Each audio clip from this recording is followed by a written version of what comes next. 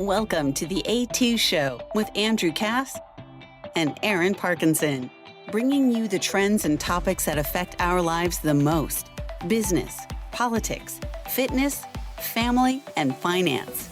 With over 50 plus years of combined business experience and over $1 billion in revenue generated, your hosts have a unique gift for seeing many steps ahead where others do not. They bring their unfiltered, contrarian views to the show every week to help you win in business and in life.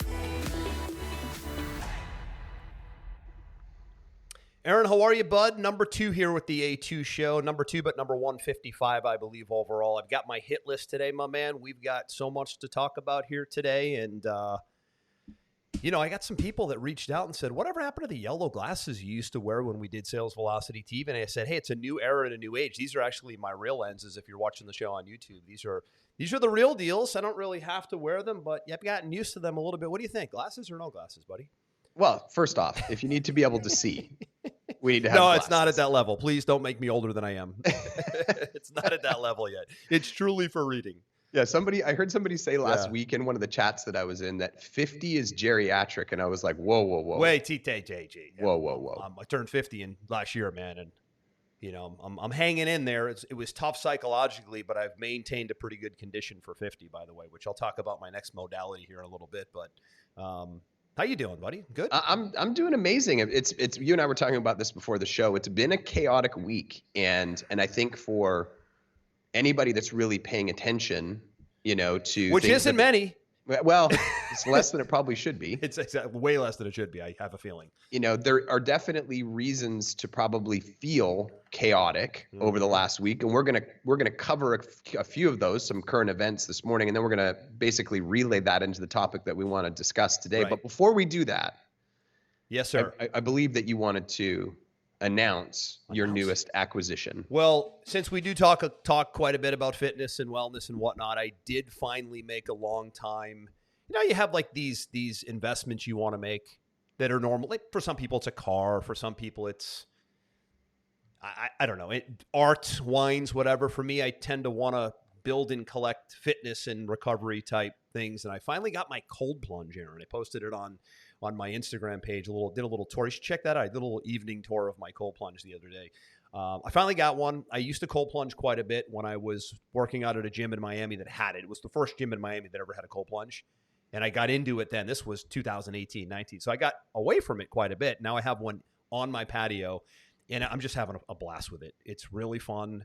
It has great technology, so I can set the temperature to 55 or back to 65 if my kids want to go in, and I can monitor it. And it's almost like taking care of a little pool. You have to monitor the water and keep it a certain level from a pH standpoint. But overall, from a recovery standpoint, Aaron, 2 minutes in the cold plunge for 50 degrees, 48 degrees, wherever you're at. I'm working my way down right now. You get out of that thing, and you stand on the ground for about a minute. And for us, we live in a great climate, so we're standing in the sun, which is just unbelievable, right? You stand in the 90-degree sun after getting out of a 40 or 50-degree cold plunge, and your body, I can't explain the feeling. There's like this endorphin rush. There is. And you just feel lighter and younger. It's incredible. It's incredible. My wife goes to cryotherapy 4 times a week. Similar. And she does it because of... I never liked the dry cold, personally. Yeah, I mean, she likes it, and it's all about how it makes her feel. She knows all about the recovery benefits, the reduction of inflammation, for sure. All of these things. But she says the same thing. She just feels better, like lighter and younger. Emotionally. Yes, no when question. She does it. So no question. I'm envious that I don't have one. I have to tell you, for a guy of your stature. This guy here lives in the Caribbean in a multi-million-dollar home near the water. And I got to tell you, you're playing awfully small not having a cold plunge at your house, pal. I have to tell you, I'm a little disappointed. You're sending your wife down the street in the car to get into dry cold when she could go into the backyard by the pool and get into a real cold plunge. I got to tell you, I'm thinking about getting off the show today. I'm disappointed. I feel like the gauntlet's been laid down to a degree. In the start of this show, I'm feeling like a lesser human. I sent Aaron a text the other day. I'm like, buddy, you don't have a cold plunge in your house? Are you like, is there something wrong? Are you playing small? Meanwhile, I've had it for an hour as I'm blasting you. Anyways, I will be looking at cold plunges later, but let's talk about the Let's different talk things about that some we big saw. current events on the table before we pivot to our main topic today, which is investment compression. And now investment compression means a couple things. We're seeing investment compression really from our standpoint in business, where we're seeing sales cycles drying up, not good, right? We're seeing retention issues and we're seeing investment compression issues, not only in business, but also in true investments as well. People are clamming up a little bit, and we'll talk about why that's the case here in a little bit. But a couple current events. I want to always start with what's going on and get your take, and you can get my take and whatnot.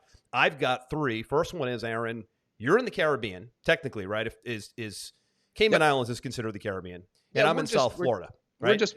We're just below and west of Cuba, so we're definitely in the Caribbean. So to my point, so we've got, kid you not, I think you know this, Russian warships now circulating around Cuba and in the Caribbean as of Wednesday.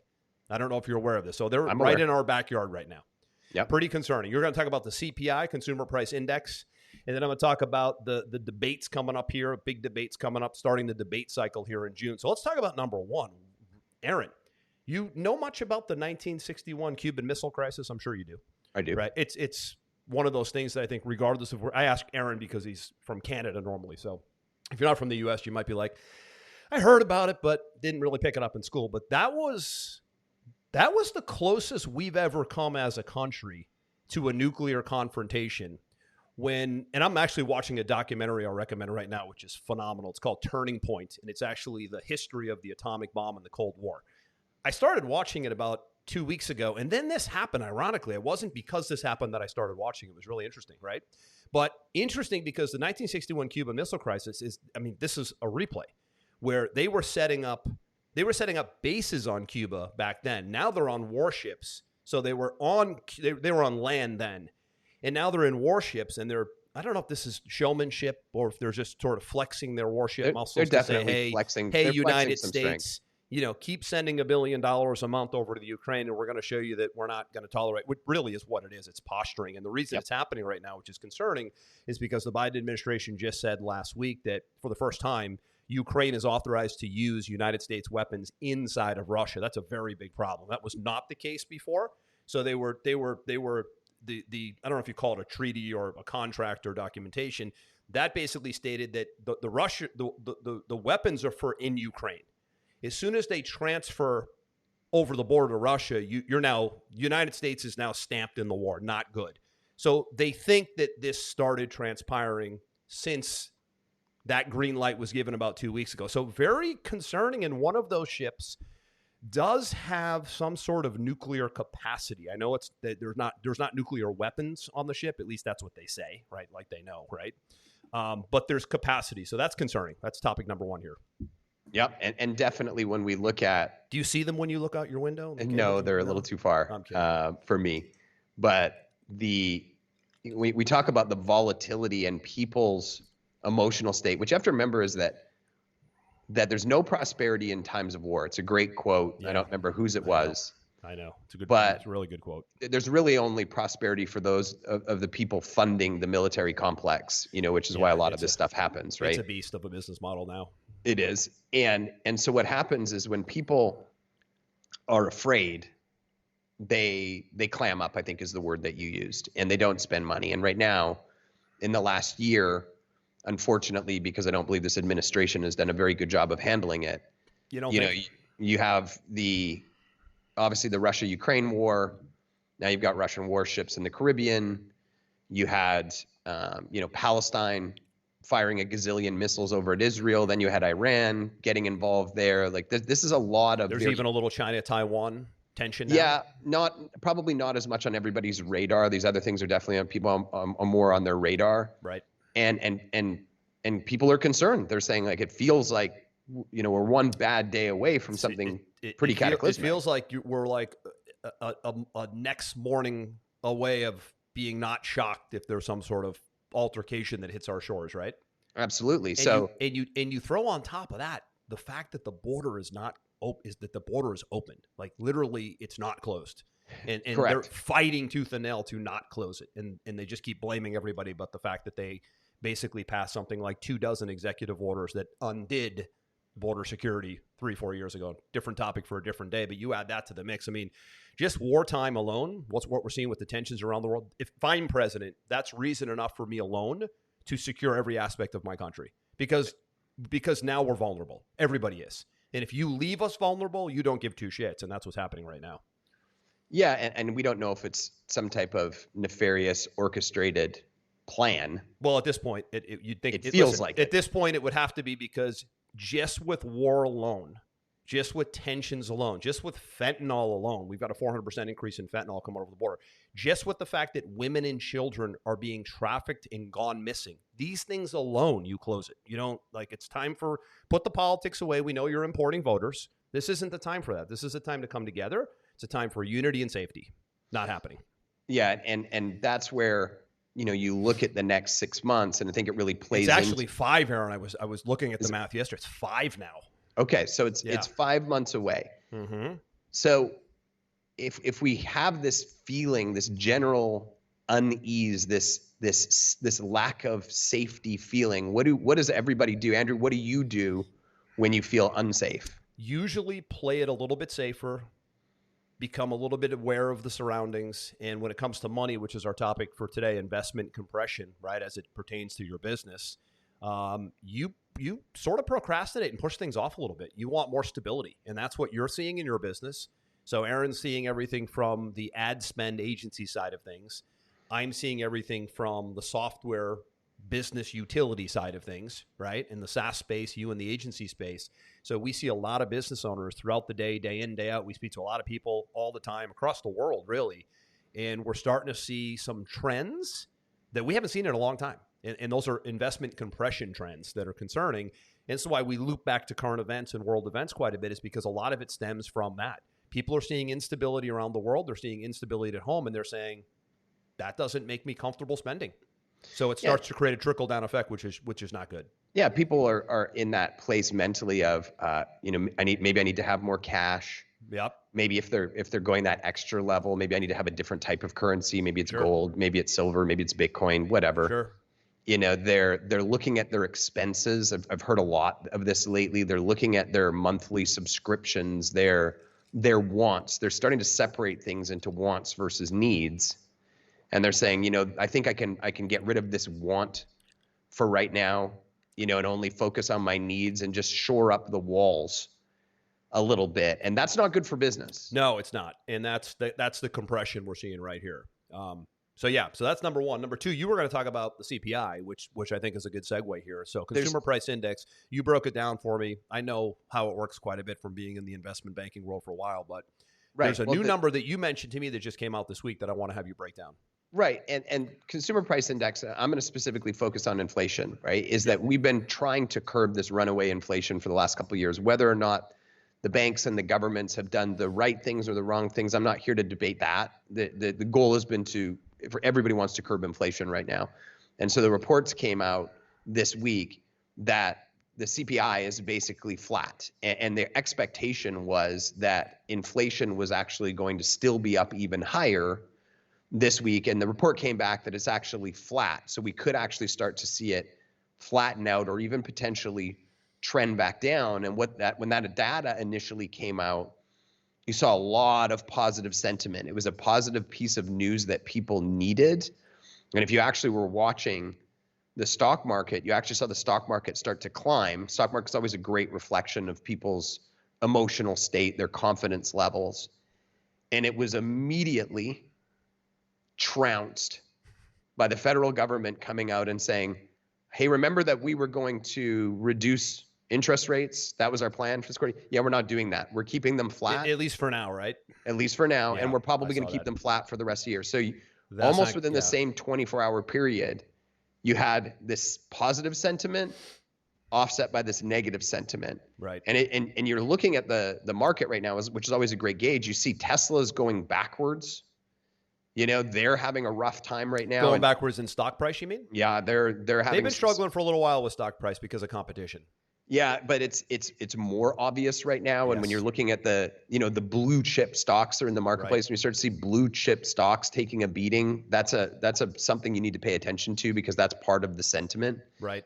And so when you combine all of a sudden we've got Russian warships. We've got the craziness. Everyone forgets that the stuff in Israel was only like a month and a half ago. It was October when when Hamas attacked Israel. It was longer. Was it that far back now? Yeah, it was October 7th.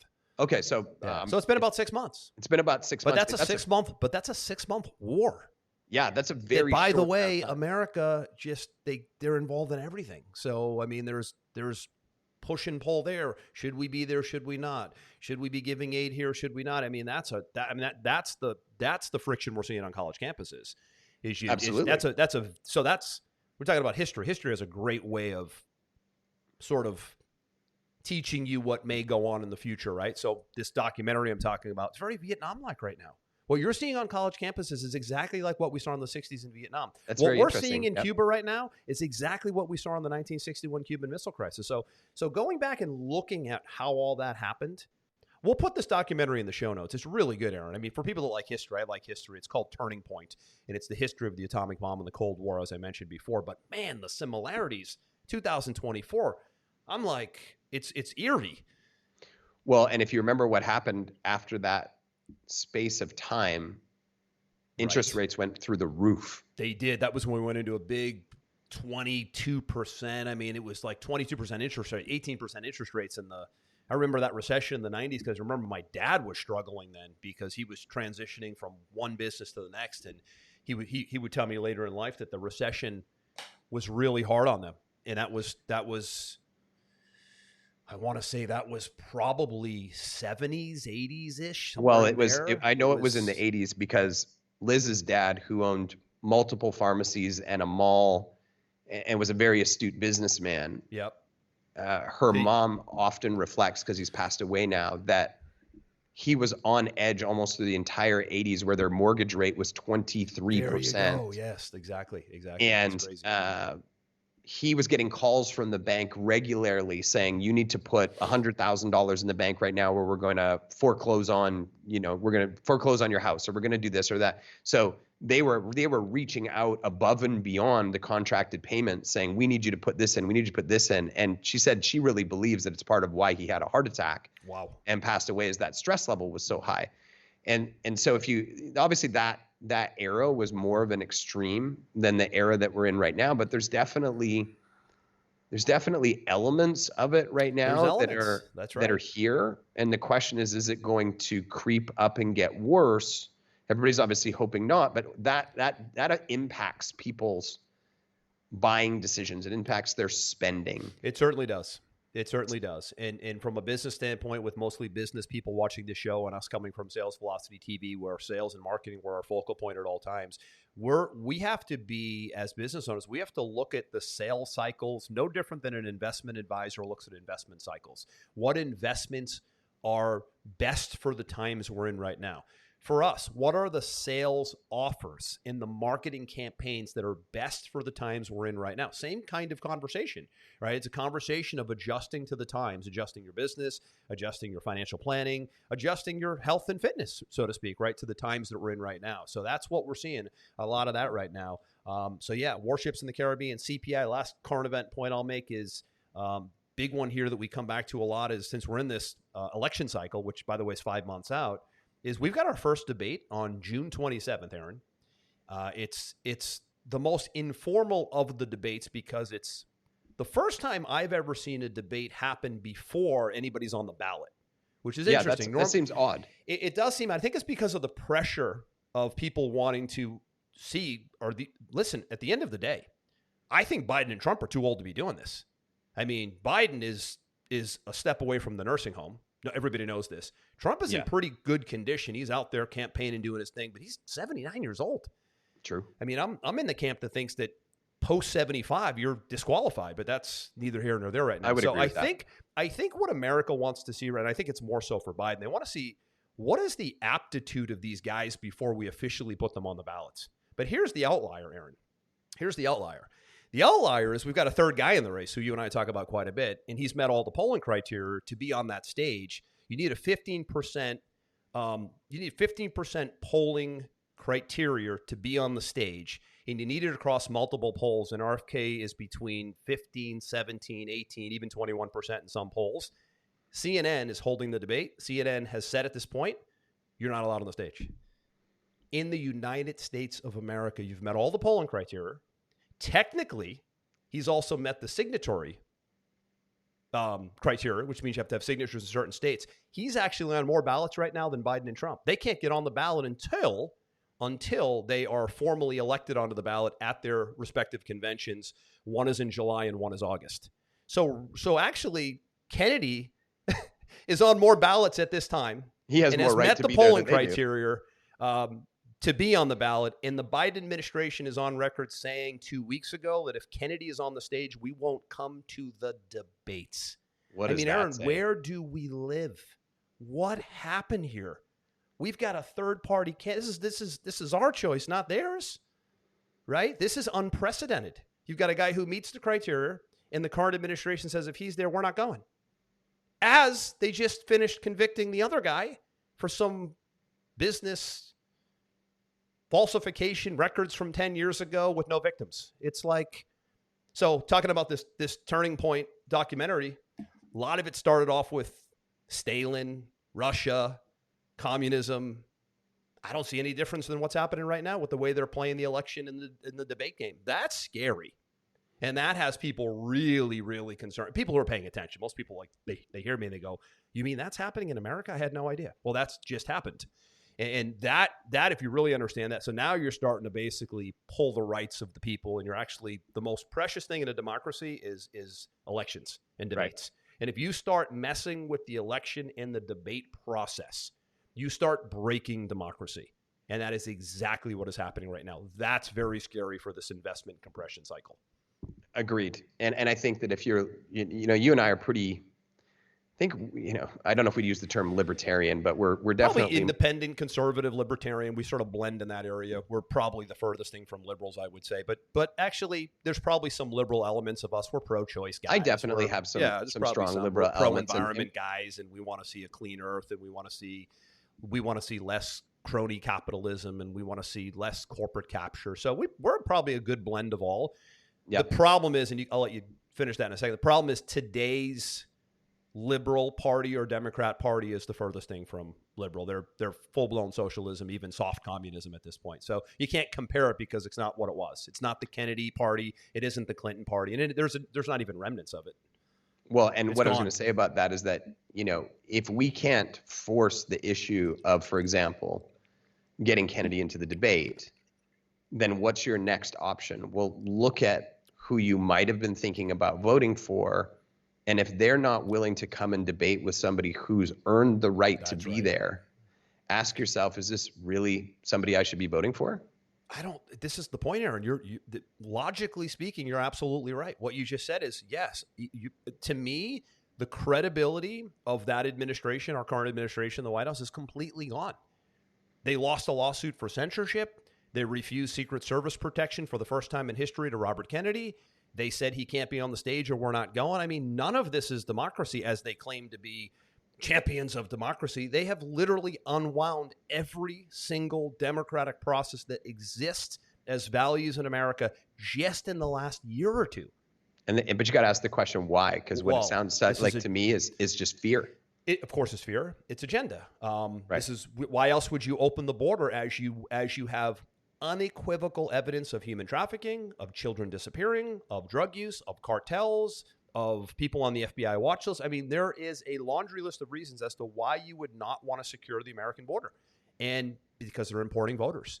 They are so scared, to your point, fear of losing full control and never, ever being remembered for anything ever again. I mean, their policies are so bad and so America last that the fear is driving this spiteful agenda of doing the opposite of what makes sense and doing the opposite of what is a democracy, that I think they're just going all in at this point, which makes me really nervous about the next 5 months. So as we move to this investment compression thing, if you really understand just what we talked about here briefly, there are some really, really bad policies that are in place right now that are so anti-American that if you understand what they are, you don't want to invest in America as enthusiastically as you did maybe in years past. And that's the topic of today really, is this investment compression thing. Confidence is lost in a lot of areas.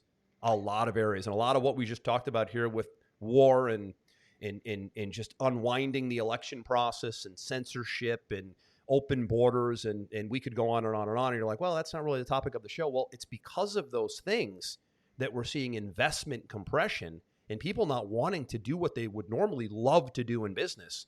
Because at the end of the day, for us, it comes back to business. And here's what we're seeing. People are saying, not now. Hopefully there's better leadership in 5 months, and then I'll feel confident doing what I thought I might want to do. Because this, at the end of the day, is a leadership thing, and we don't have it right now. And that's an important note, to have here, because I know that and I think if we've been an avid watcher or an avid listener for a long time, we are very much personal responsibility people. We are people that believe that we create our own future, we create our own environment. So I don't want you to get the picture that we feel like, everything's out of control, there's nothing you can do. Absolutely not. Two things that are really important right now.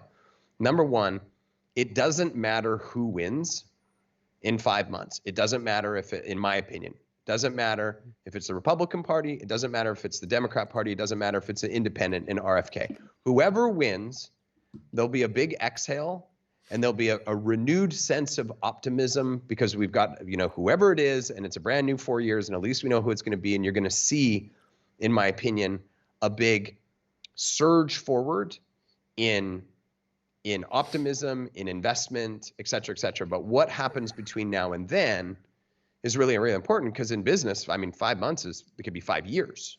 So how do you protect yourself and thrive over the next 5 months? And that's a couple of topics that we want to talk about right now. So before you do, I'm going to push back a little bit here. So Sure.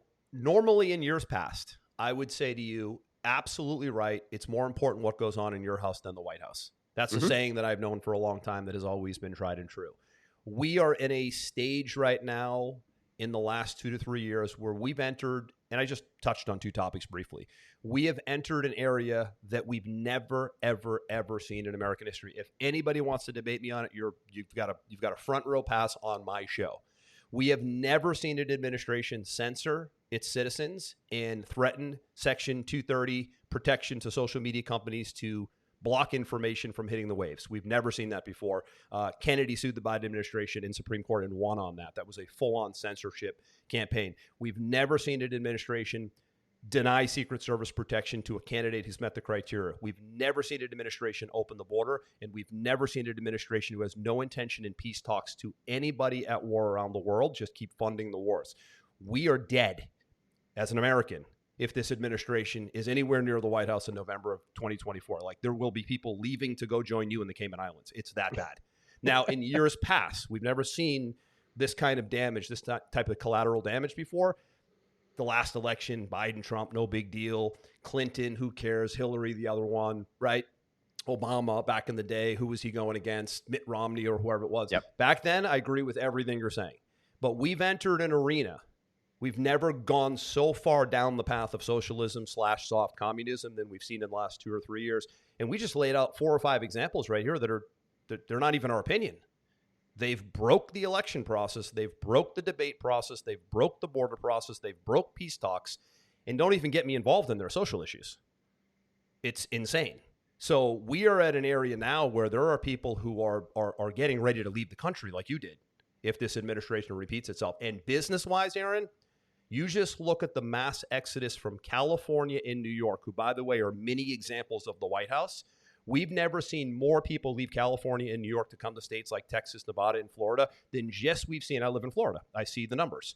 People are coming in here in droves. We run a really tight ship here. We don't put up with any of the bullshit, and we're hyper aware of everything we're talking about right now. We're playing defense in Florida. People think we're playing offense. We're playing defense. We're stopping all this crap, not starting all this crap, right? So it's as an American at 50 years old who is an observer of history, a college graduate, been through the school system, right? Been in the business world for 20 years, have had American companies. You know my background. I've never seen any of this. Never, ever. There's no similarities to anything in the past. That's what scares people who are paying attention. I would agree with that. And the solution to that is pay attention and vote. Well, yeah, for sure. And then, of course, insulating yourself from, what if. But I think for now, what we need to pivot to is investment compression, topic of the day, because now you're in a 5-month cycle here, right? Yep. I think one of the points you make, which is important, Aaron, is the fact that, yes, just knowing what the outcome is will create at least okay, now we've at least got the tension past us. Right. Right. So there's a little bit of that, but the problem is, if, to my point earlier, we won't make 4 years of the current mode. Right. So Yeah, what do you do for these next 5 months? Is the yeah. key, And the point right? I was making there is that it doesn't, when I was saying it doesn't really matter, I wasn't saying it doesn't matter who wins. I have a very different opinion on that. I'm saying it doesn't matter who wins. Whoever wins, there will be some level of renewed optimism because the tension will be right. passed. Relief, move on. We're past the election drama, right? Correct. Less distraction. Exactly. Yeah. And then depending on who wins, I think you'll see different levels of optimism that come out of that. And so right now, what I'm seeing, with our clients, what I'm seeing with investors, I'm investing in other businesses as well, is there's definitely been a shift over the last really 6 to 12 months, but it seems to be getting more prominent over the last 2 months. I agree. That buyers, consumers, and mostly what we're talking about is B2C, business to consumer, is that the consumer is willing to buy, because you got to remember, money doesn't go anywhere. I mean, if you remember in COVID, there was $1 gazillion that were printed and just thrown into the system. There's money that's there, but right now, people are less likely to hand it over using the processes that you were using a year ago. Mm-hmm. So you may have some type of sales process that you have in place that historically has converted at XYZ level. And what we're seeing across the board is that those people trying to implement that same strategy are seeing fairly significant reductions in their conversion rates because they're not adjusting to the current sentiment in the economy, which is, I'm a little scared, I'm a little nervous, I need more trust and more credibility built into this process before I'm willing to fork over that money. I still will buy, but I need a little more. But I need more of a push. I need more of the nudge, right? And you used the term earlier, how do we make it stick? In order to make it stick, you need more. And I'll give you an example from myself. There's a very, very world-renowned 20-year best-selling real estate author. I won't say his name on the show right now, but he's coming on as a client in my agency this week. Last year, I would have had a call with his marketing manager. We maybe would have had a second call if we thought we were the right fit. Deal's done, outgo the contracts, start with the onboarding. Over the last 2 weeks, I had to have 3 calls with his team, and then a 4th call picking apart every single element of the proposal and the contract with 24 adjustments made, including a dramatic reduction in the commitment of time that he was held to that contract so that he could have an out. And the only reason that's happening is because he's feeling all the things you just mentioned. Correct. And it doesn't mean he's not going to buy. It just means that he's not going to buy in the 1-call close or the 2-call close that would have been typical last year. When we look at our clients right now, if they've got a premium product, and when I say premium product, I'm really talking at something $3,000 or higher. So our clients often have some type of product or service, if they're a retainer-based service company, that their lifetime value or their immediate cost is anywhere between $3,000 and $50,000. What we're seeing in those processes right now is that if you try to just go from information to sales call, the show rates are way down. Yep. And the close rates are way down. But we do have examples of clients that have put things in place over the last 2 months where they've actually intentionally slowed the sales process. And I'll give you an example of this, where historically they might have had some type of ad and then some type of presentation, and then they'd had maybe a setter reach out to that person and then book them on a calendar with somebody in the sales team. They've actually had the setter become the gatekeeper instead of the force to the sales team, and they've stopped and said, let me assess this customer's level of awareness and let me assess this customer's intent to buy at this point. And regardless of whether we think they would buy or not right now. Let's force them through another piece of information. So maybe we'll give them a book from the owner to read first. You're a big, proponent of books, right? Tangible. Maybe we'll say we need you to watch 3 of their podcast episodes first.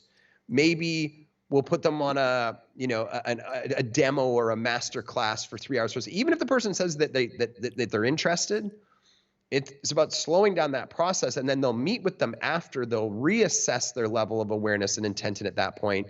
And if they feel they've reached a certain level of threshold at that point, then they'll move them to the sales team. And so this forced consumption, this forced increase in belief and credibility versus just trying to go from here to here to here is dramatically increasing all of their KPIs across the board. So if you're in any space that sells a premium product right now, look at your process from 12 months ago and look at your process now and ask yourself, where can I insert more consumption, more credibility, more outcome-based proof into the equation and slow it down, or even maybe interject a spot in between? Because if you don't, you're going to see this challenge on the back end of your conversions, because I can see it across the board for those people who haven't put this stuff in place. The money's still there. They just don't trust you enough yet. And a great example of this, Andrew, you asked me to mention this, is that how I know the money's still there and people will still buy is you've still got colleges and universities doing record revenue and record profit, because people will still go beg, borrow, and steal to pay for a university education, Really will, even though that university education is far diminished in its outcome for that degree holder at this juncture. It's because they're established organizations. There's been established marketing for 50 years. They are perceived as credible and up on this pedestal. So people will go take loans and borrow from family and save money to go to these institutions. They have the established credibility. You do not. So you have to find ways to manufacture more of that credibility in your process before you go for the sale, or they're going to stop. They're going to say, I'm going to think about it. They're going to get buyer's remorse. They're going to get distracted by other things, and you're going to lose your sale. That's just a fact of combating this current environment. Keyword combating. I think you just nailed it. Keyword combating. And the downside of all this is it's going to require more work. It's going to require more steps. I'll give you a couple examples of some of the things we're doing, Aaron. Also, to your point, great points about adding new dimensions to the sales process to, again, great word, combat this investment compression syndrome. I think that's what we'll call the show today, investment compression syndrome. How do you overcome it, right? So here's one thing we do. You know that we've done a show actually on this book here. Yep. The Ultimate Sales Machine, one of my all-time favorite sales books aside of my own called Sales Velocity, but this one is really good. Really good because it drills down on the tactical side of how to acquire the right customer, the right niche, whatnot, right? So what we're doing now is we send this book out, physical form, Aaron, as a gift to our clients who become certified partners, who do our lead gen AI service, because we don't just want to get them on the service and say, hey, have at it. We want to educate them on how to maximize the service with strategies that are real world boots on the ground strategies, to your point there. So there's these little elements that we put in place so that somebody goes, okay, they didn't just want to get me in here. They want to get me in here and they want to help me be successful, which means I'll probably invest in more things. I'll have more trust in them to do more, to go to the events, to upgrade into something else, right? So you know me, I'm always trying to add that physical component of putting something in someone's hands, because everything's digital today. So as soon as you show up physical today, you're automatically in a new hemisphere, right? We're not even we're not even in a physical society anymore. It's almost like the world's fake. Everybody's on social media. Nothing's real. So as much real as I can get back in the mix, right, the better, because immediately you elevate yourself. You can put a letter on someone's desk, a FedEx package, right? If you have 50 dream clients you want to go after and you put 50 FedEx packages on their desk with your offer next week, I mean, and then you follow up on those FedEx packages, you're not cold calling anymore. You're warm calling now. You're calling to see if they got the package in the book in that example. So all of these things matter more today than ever. The downside also is they cost more money and they take more time. And you have to invest in those things right now in order to be able to, like we said, to combat it. And I love the book idea that you talked about right there, because there's a real world example of, I can validate that this works, because when somebody goes through a book, there's an indoctrination process with them and the author and the concept that it's covering. And I don't remember if you were with me at the event we went to San Diego. It was probably 15 years ago, where we met Jordan Belfort. Belfort's event. Yeah, we went. Yeah. And before we got to the event, we just got his book, The Wolf of Wall Street, in the mail. We did. That was Kern's event, by the way. Correct.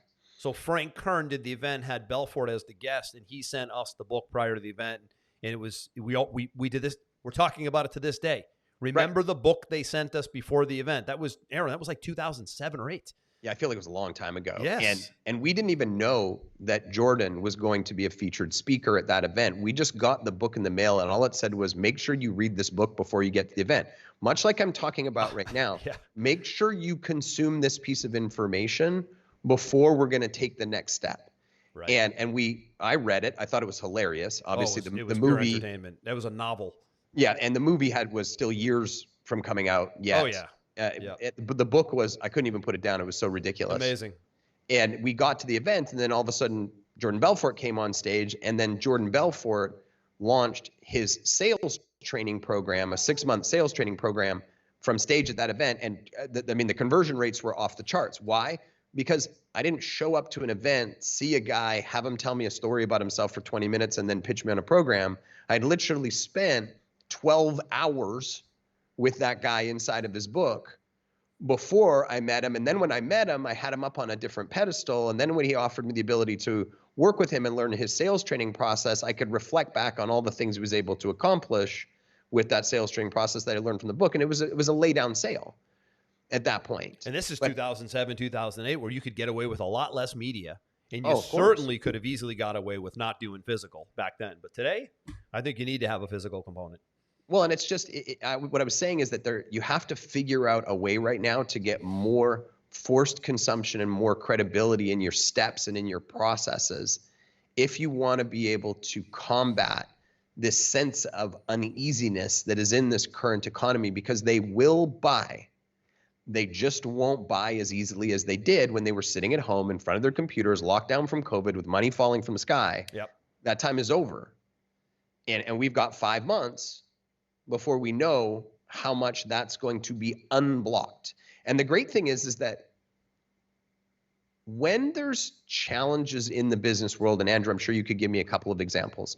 When you look back at the 2008s, when you look back at the 80s, when you look back at all of these different times, the businesses that started to think outside the box on how to improve their product, how to improve their customer journey, how to improve their marketing and sales conversion process, how to be more efficient in their fulfillment, because those times were challenging.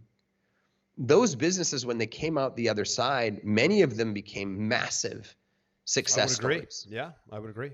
I'm trying to think of the businesses that were really. I think the best example that we keep coming back to, which is probably an extreme example, is always for me, it's Apple.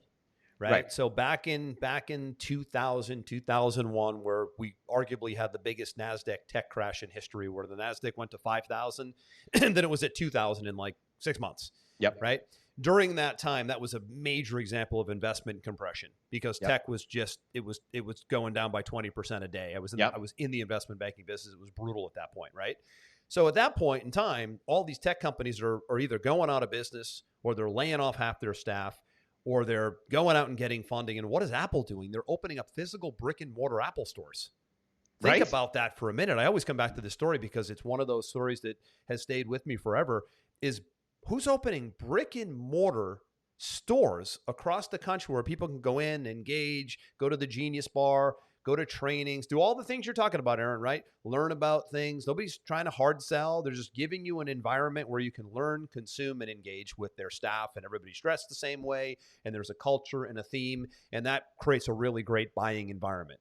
But in tech, it does something else. It gives people a chance to go, hey, something's not working with my phone. Can you look at this for me? Hey, I want to learn about this new iMac. Can you show this to me? And they created a real show and tell demo environment to sell more, obviously, but they've also created that support environment where people can learn more, to your point about consumption. While everybody else is either looking for funding, consolidating, going out of business, they're making massive investments in that. And now that store, pound for pound today, as we know, per square footage across the world, there is not a more profitable per square footage retail store, I think, in existence. I think this is the number one per square footage storefront property that there is. I don't know if even Gucci or any of these big brand names, these shoe brands or leather brands, I don't even think they have more profit per square footage than Apple does, to be honest. I don't know if that's still the case, but it was for a while. And I don't know, maybe you know, but another business that launched was Starbucks. And I believe it launched in a time of fairly uncertain economic levels. And they came out and they basically said, if you remember, I mean, when Starbucks came out, people were like, oh my God, it's so expensive, right? The coffee is a premium. It's this amazing product, but it's a premium price product. And rather than just come out and say, hey, we're the best coffee, we get it from this source, we've got all these different options that you can add to it, et cetera, et cetera. Mm-hmm. Their whole marketing stance was based around customer journey. And that's the other thing that you can look at right now is customer journey. Is when people are unsure about making decisions, the best thing you can do is look at your customer base and segment them out into what are their pain points that align with their current situation and their budget, and create opportunities for those people in those different segments that appeal to them. And it might mean more product creation. It might mean more operations. It might mean all these things. It probably does. But if somebody can't make a leap to your flagship product, but they can get a taste of what it's like to work with your organization, what it's like to work with your team, what your product actually looks, tastes, feels like, and then you've got their information and you've got something planned out for the next stage of their customer journey, it's way easier to sell somebody that's already a fan than it is to acquire a new one. But maybe you don't have something custom tailored to where they're at now with a price point that makes sense for them where they're at now. And you're just saying, I only take these people over here. Well, if these people over here have now become a smaller percentage and they're harder to sell, maybe it starts becoming time to look at these other people and how you can serve a wider range of people with a very focused customer journey. And going back to Starbucks, their whole marketing platform is we want to be everybody's third place, mm-hmm. right? People have home, people have work. We want to be everybody's third place. If you remember Starbucks, if you remember coffee shops before Starbucks, they were like diners. They were like diners and delis. And like coffee wasn't even really their focus. They were just... Yeah, it wasn't the only thing. It was always... It wasn't the only thing. It was more like an add-on to whatever the core business was doing. Right. Starbucks came in and said, we're going to make coffee the thing. But when you walk into our store, you're going to see lounges. You're going to see couches. You're going to see nice finishings. You're going to have nice music. Everything's going to smell good. Our baristas are going to look professional. We want you to come and sit here and feel good. We want to manage that customer journey at the highest level, because if you want to sit here for 4.5 hours and get 3 refills, no problem. Because you know what? At some point you'll probably get hungry, and we've got some bagels, mm-hmm. and we've got some banana bread, and eventually we've got some egg bites and whatever. They wanted to become everyone's third place. And they did. And they did. And they did phenomenally well because they understood creating a new customer experience and new customer journey, which you may have to do. And the great thing is that if you do that right now, out of necessity, when we get past this point, which we always do, you'll have a new thing in place for prosperity. One thing that's done out of necessity often becomes a new level of prosperity when the doors open back up, because it's ready to go and it's vetted and it's tested when the floodgates of optimism and confidence come back. Yeah, and they ultimately will, right? There will be They always cycles do. like that. But yeah, this is a really good time to be looking at shoring up your processes because really you have to, right? If you're going to do things the same way you did them to your point for the last 6 to 12 months for the next 6 to 12 months, that could be problematic, right? There's even predictions out there that there might not be an interest rate cut to your point earlier. I don't see any evidence of one personally. There's no inflation numbers that would, to me, tell me there would be an interest rate cut anytime soon. You know what's going to happen if that happens? You're going to have even less confidence in this environment because there's so many people banking on this interest rate cut thing, which to me is insane. I mean, I'm like, this is all they talk about is everybody's waiting around for an interest rate cut. I mean, well, what is that going to do for you, right? A quarter point here, a quarter point there, big deal, right? But it's a sentiment thing. It's a confidence thing, and that's really what they're going to be very disappointed because there's no inflation numbers to dictate that's going to be the case. But you're absolutely right, Aaron. Doing more with less. How do you combat investment compression? Really, you've got to make yourself more visible. I think two things I can say to your points here would be, okay, now's a time where you might have to do more webinars, more demonstrations, more trainings, more just showing off what it is that you do and having fireside chats and going live more and having a podcast like this where you talk about your philosophies and you bring on guests. And these are all the things that you should be doing them all the time. But I feel like when there's longer sales cycles and there's investment compression, you're naturally going to have to do more content. And that's going to build more trust and it's going to allow you to build more assets. Might want to write the book that you've always wanted to write because being a published author gives you a reason to go on podcasts and gives you a reason to go on stage and gives you a reason to do webinars. This is a great time to be doing that, especially if you're inside of a slow period where you have more time, right? You might not have more money. Some of you might not have more money. Many do. You might have more time. So what you make up for with time or what you make up for with money, you do with time, right? Some people are time broke and money broke, right? So what you lack in money, you make up for with time. What you lack in time, you often make up for with money, right? So this is a time where you want to maybe be putting some assets in place. You and I are doing a book project this year, right? Putting assets in place that will serve you in the years ahead. Agreed. And I think if you stay as optimistic as possible, you focus on the areas that you need to shore up, and you put in place the things that you probably have been putting off because things were relatively easy a year ago, then when you get to the other side of the fear-based sentiment to the optimistic sentiment, you're just going to be in a much stronger place to scale up and be successful anyway. So it's a need for now, it's a luxury and a benefit for later. Yeah, and we were talking about staff-oriented things earlier here today too. You have to really look at your team and your staff now as well, right? I mean, this is obviously a time where you say, do I have my A players? Do I have too many C players and A roles? Do I have, right? I mean, looking at staff, looking at costs, right? This is a time to be auditing and analyzing, and you're doing it now in your business. I'm doing it in mine. It's just the nature of the cycles, right? It's part of being a business owner. If it was easy all the time, everybody would be in it. There's a reason why very few people are successful at the 5-year mark, the 10-year mark, the 20-year mark, because it's hard. You have to analyze, you have to look at industry shifts, you have to be proactive, you have to be lucky. There's a lot of elements that have to come into play.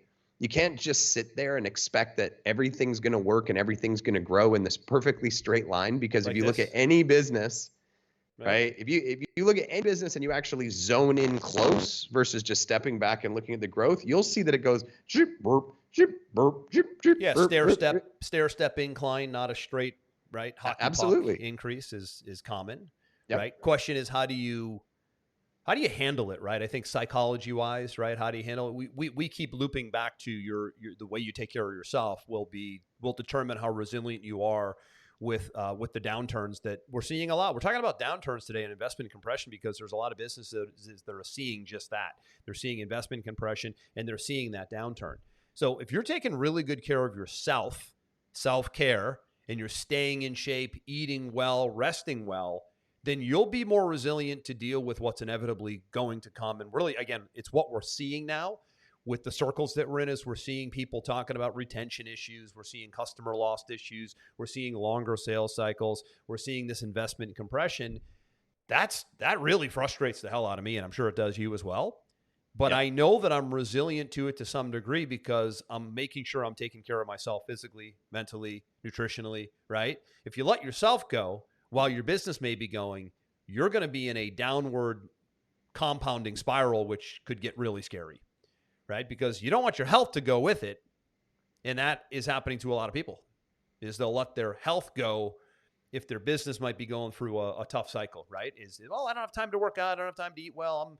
I just need to work, and fix, and work. And then all of a sudden you need to fix you and the business at the same time. And that is now because you're fixing you have less time to fix the business, right? So now you're running into that game of playing, how am I going to fix myself and how am I going to fix the business? And ideally what you want to be doing is just staying hyper-focused on fixing the business and making the business better and creating all these better processes. But you're going to need energy, and you're going to need sound mind and sound body to pull that off, because really anybody can function when times are great. But it's the true champion that can function when times are not so great. And I think I'll end it with this. Somebody said to me, I don't know, maybe 2 years ago, the number one key in business is just to survive, right? He who survives the longest wins, or she who survives the longest wins, right? The longer you can keep yourself in the game, the higher chance of you being massively successful. So if you're taking care of yourself physically, if you're taking care of yourself mentally, if you're paying attention to trends and you're making pivots where you have to, and nobody else is, let's say all of your competitors aren't, and which you is come out probably the the other case. side. Most people are very disconnected today at the trends we talk about on the show, these 5 core categories. People are really disconnected today, I feel like, which is a big reason why we're doing what we're doing. Is it's a passion of mine, I know it is yours too, to really just point to things and educate and highlight and speak out and just to get improvement in these areas. At the end of the day, we want improvement and we want autonomy in these areas. Yep, absolutely. 100%. So a lot going on here. We covered some current events. We covered this investment compression cycle, which I'm sure we're going to visit and come back to quite a bit. We will see you next time, same place. I'm Andrew. That's Aaron. This one's a wrap. Over and out.